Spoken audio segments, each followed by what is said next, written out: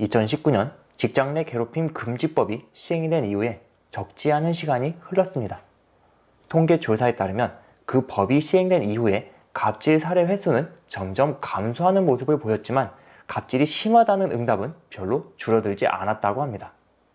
여러분의 사회생활은 어떠신가요? 누군가는 직장에서 하는 일이, 누군가는 학교에서 하는 연구나 공부가 즐겁다, 보람내다 이렇게 말을 할 수 있을 겁니다. 하지만 불행하게도 직장에 가는 것이, 그리고 학교에 가는 것이 정말 끔찍하다고 생각하는 사람도 있죠. 이런 현상의 원인의 큰 부분을 차지하는 것이 갑질의 피해입니다. 최근까지도 갑질에 대한 크고 작은 소식이 계속 들려오고 있고, 피해자는 정신적으로 충격을 받아서 우울증에 빠지거나 심한 경우 자살까지 이어지는 경우도 우리가 볼 수 있었죠. 그렇다면 도대체 갑질하는 사람은 왜 그런 행동을 하는 걸까요? 이에 대해 이야기하고자 합니다.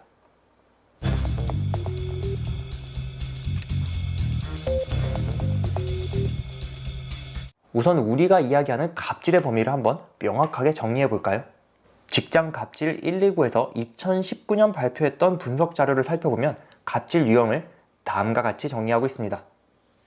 개인의 역량과 조직의 힘을 혼동한다. 한마디로 자신이 잘난 줄 안다. 조직의 이익보다는 사사로운 개인의 이익을 도모한다.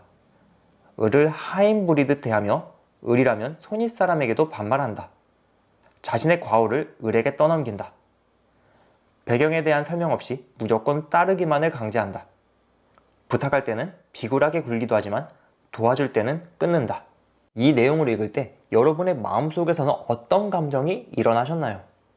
이런 일을 겪거나 들었다면 마음속에서 분노나 우울감이 밖으로 나오는 것을 느꼈을 겁니다. 이 상태가 지속되면 피해자만 정신적으로 더 피폐해지는 결과를 초래할 수 있죠. 따라서 갑질하는 사람의 심리적 원인을 이해하게 되면 자신의 분노나 슬픔을 어느 정도 통제할 수 있게 되고, 그 사람과의 관계를 어떤 방식으로 이어갈지 조금 더 이성적으로 바라볼 수 있어요. 사회적으로 높은 위치에 있으면서 갑질하는 사람은 공통적인 사고 패턴이 있습니다. 바로 행동을 존재로 바라본다는 것이죠. 상대의 문제 행동을 보고 그것을 바로 상대의 존재와 연결시켜서 파악하기 때문에 잘못되고 왜곡된 과거 형상에 집착하는 겁니다. 예를 들어 볼게요. 회사에서 누군가 자주 지각을 한다고 합시다. 평소에 갑질을 자주 하는 상사라면 이렇게 생각할 수 있어요. 한심하게 지각이나 자주 하고 회사에 놀러 다니는 인간 같으니라고. 여러분은 이 생각에 동의하시나요? 사실 지각과 회사에 놀러 다니는 것과는 전혀 상관없는 일입니다.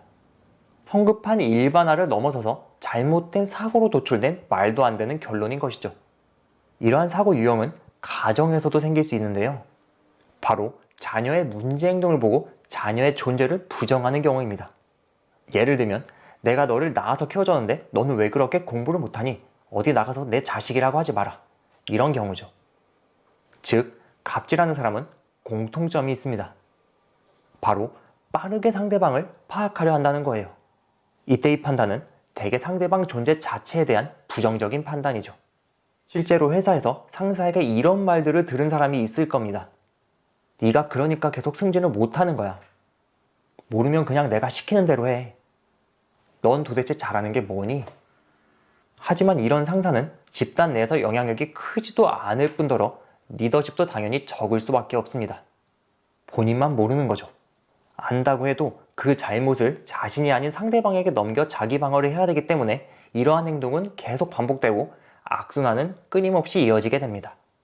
방금 제가 갑질하는 사람의 자기 방어를 이야기했는데요. 더 높은 위치에서 도대체 무엇이 마음에 들지 않아서 자기 방어를 하는 것일까? 이들은 어린 시절을 포함한 과거에 갑질을 당했던 그 사건이 마음속에 남아서 해소하지 못한 상태에 있습니다. 현실에 드러난 모습은 높은 위치의 사람이지만 그 마음속 깊은 곳에는 낮은 위치에 있을 때 받았던 상처들이 존재하고 있는 것이죠. 그리고 상대와의 관계가 부족한 상사나 부모일수록 자신이 해소하지 못했던 경험을 상대방에게 투사하는 경우가 많은데요. 심리학에선 이를 투사적 동일시라고 설명하기도 합니다. 예를 들면 이런 거죠. 매사에 열심히 성실하게 그리고 당당한 태도로 회사에 다니는 사람이 있다고 합시다. 심리적으로 안정된 리더의 눈엔 그 사람이 좋은 부하 직원으로 보이겠지만 심리적으로 안정되지 않은 리더의 눈엔 좋게 보이지 않을 수 있어요. 오히려 부하 직원의 당당한 눈빛과 고분고분하지 않은 태도로 모멸감을 느끼기까지 합니다. 이때 의도하지 않더라도 뭐야, 나 무시하는 거야? 이게 건방지게, 이러한 마음이 무의식 속에서 스물스물 올라오게 됩니다. 이런 감정이 올라온 리더는 과연 어떻게 행동할까요? 바로 자신이 과거에 느꼈던 상처를 부하 직원이 그대로 느낄 수 있도록 전락시키는 거친 공격을 퍼붓습니다. 자신이 가진 존재의 모멸감을 상대방도 그대로 느끼도록 함으로써 자신의 나쁜 기억 속에서 빠져나오려 하는 것이죠. 갑질한 사람은 이러한 행동을 통해 어느 정도 해소될 수는 있겠지만 정작 피해를 당한 사람은 커다란 정신적 충격을 받을 수 있기 때문에 이러한 행동은 이기적일 뿐만 아니라 아주 끔찍한 폭력적인 행동이라고 볼 수 있습니다. 문제는 이런 리더가 상대방의 일만 잘하면 자신도 화내지 않고 말을 곱게 할 수 있다고 이야기한다는 겁니다. 하지만 당연히 그게 진짜 이유는 아니죠. 여러분은 어떠신가요? 자신이 크고 작은 조직을 이끄는 위치에 있다면 상대방과 대화를 할 때 어떤 방식으로 대화를 주고받는지 유심히 살펴볼 필요가 있습니다. 과거에서 벗어나 지금 여기에 상대방에게 이야기할 수 있어야 하죠. 내가 알고 있는 과거의 상대 모습이 전부는 아닙니다. 상대방에 대한 좋은 감정이 적다면 편향되어 판단할 수 있으니 더욱 조심해야 하죠. 후임이나 자녀의 잘못된 행동은 지적할 수 있지만 존재 자체를 부정하지 않고 믿어주는 자세가 필요합니다. 상대방과 본인 모두를 위해서 말이죠.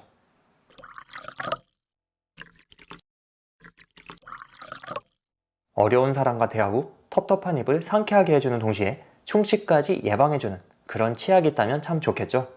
이번에 광고받은 투빗장 불소 치약을 소개하고자 합니다.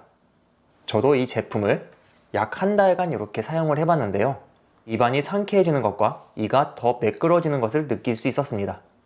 그렇다면 치약에서 불소가 하는 역할은 무엇일까요? 불소는 치과에서도 치료 목적으로 사용되는 원소입니다. 불소가 포함된 젤 형태의 액체를 이 모양으로 생긴 틀에 넣어서 이 틀을 이로 물고 있는 치료를 받으신 분도 계실 겁니다. 아니면 치과 의사나 간호사가 불소가 포함된 용액을 직접 치아에 발라주기도 하죠. 사람들 중에는 충치가 세균이 이를 갉아먹는 현상이라 생각하는 경우도 있습니다. 하지만 충치는 입안에 있는 세균이 음식물을 먹고 내보낸 산 성분이 이의 겉부분을 녹인 것이죠. 이때 불소는 침에 있는 인, 칼슘 성분과 함께 녹아내린 이의 겉부분을 메워주는 역할을 합니다. 따라서 불소는 단순히 충치를 예방하는 효과뿐만 아니라 충치를 치료하는 역할도 하는 것이죠. 물론 치아의 범랑질이 완전히 녹아서 구멍이 생긴 경우에는 불소가 닿더라도 치료가 되지 않지만 치아의 범랑질이 약간만 손상된 경우는 불소로 치료가 가능합니다. 그럼 제품에 대해서 알아볼까요? 이 제품은 고불소 치약입니다. 불소가 1450ppm 함유된 치약이네요. 일반 치약은 평균 200ppm, 타사 불소 치약 평균 1000ppm 함유된 것과 비교하면 불소의 함량이 좀 더 높은 것을 알 수 있습니다. 제작 회사는 이온 플러스고요. 광물 및 해수 추출 미네랄을 원료로 하는 다양한 제품을 만드는 회사라고 합니다. 그리고 이런 분들에게 이 제품을 추천드린다고 하네요. 또한 현재 제품과 관련된 행사도 진행 중인데요.